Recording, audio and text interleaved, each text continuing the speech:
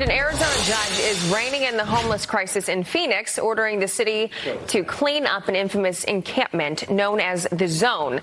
The decision comes after local business owners sued the city for refusing to take down the camps, which they say is driving customers away. That preliminary ruling reads in part, quote, the city's refusal to meaningfully enforce statutes and ordinances in the Zone has created a classic siren song to certain individuals that are enticed at their peril by the Zone's drugs, sex, and lack of societal rules. Joel Copeland owns an art gallery in the heart of the Zone, and Timothy Sandefur is the Goldwater Institute's Vice President for Legal Affairs. Gentlemen, thank you for being with us. Thank you.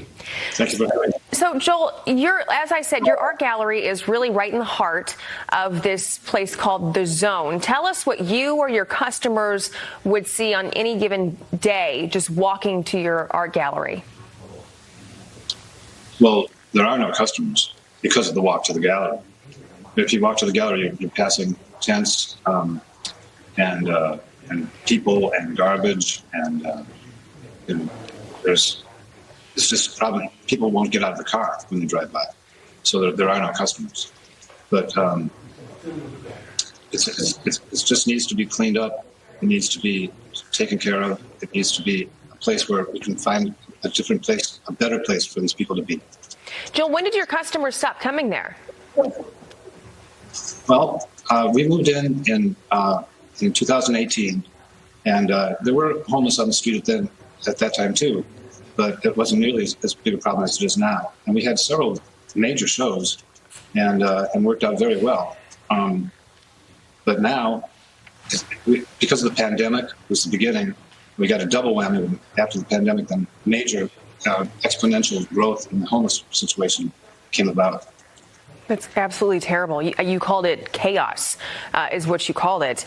Timothy, you filed a brief in this suit. Tell us about that.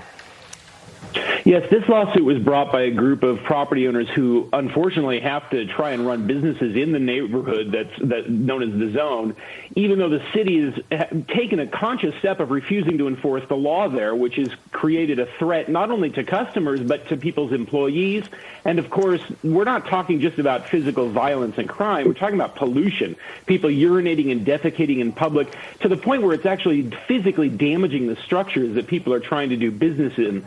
So it's a real welcome moment that the court has stepped in and said the city must enforce the law. It can't use these excuses to just allow people, over 1,000 people now, to live in what is essentially a public open-air homeless shelter on the streets of Phoenix. Joel, I want to go back to you in this whole no customer situation with your business. The judge ordered this to be cleaned up, the tents to be cleaned up by July 10th. Do you think that's too long? Why not right now? Well, because they're going to have to find a place for these people to go. And I'm not against the homeless people. I think that what we need to do is we need to have a safe place for them to be, and the city needs to organize like a campground, a low barrier shelter for these people to go.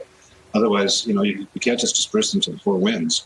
We need to have a place where there will be facilities, there'll be bathrooms and showers and water and security and mental health help and all that. It's not just to get them out of here, it's to find a better place for them to be. Right. I don't think anyone is wanting them to just be pawned off on someone else, because if they don't find some place for them to go, they're just going to move to a different area, and then you're going to have the same problem someplace else. But when it comes to your business, you're a taxpayer. Have you been reaching out to the city about this? Well, sure. We have for years. We've been trying for years for the city to do something about it. You said trying. Have they not responded?